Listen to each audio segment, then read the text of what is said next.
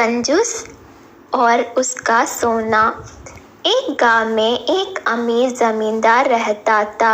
वह जितना अमीर था उतना ही कंजूस भी।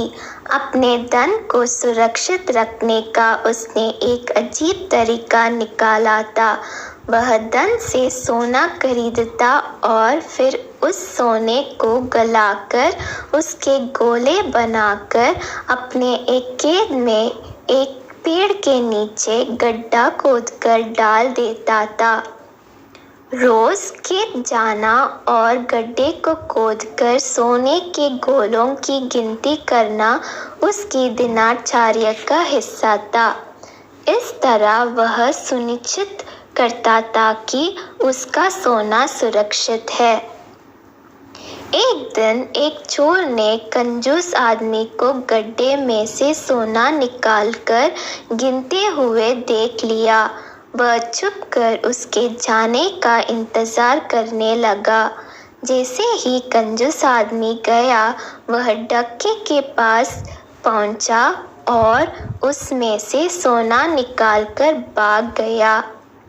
अगले दिन जब कंजूस आदमी खेत में गड्ढे के पास पहुंचा तो सारा सोना नदारद पाकर रोने पीटने लगा।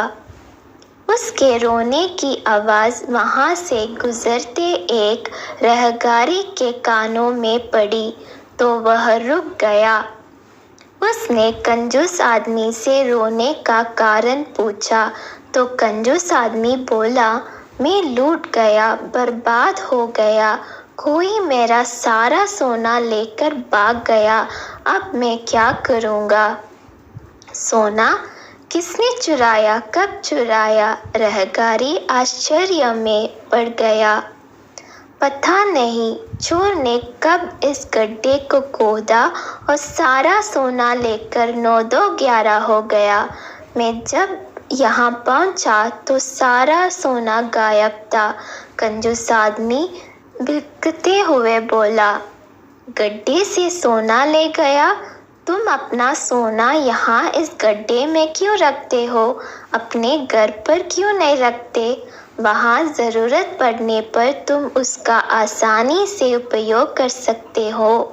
राहगीर बोला, मैं अपने सोने को कभी हाथ नहीं लगाता।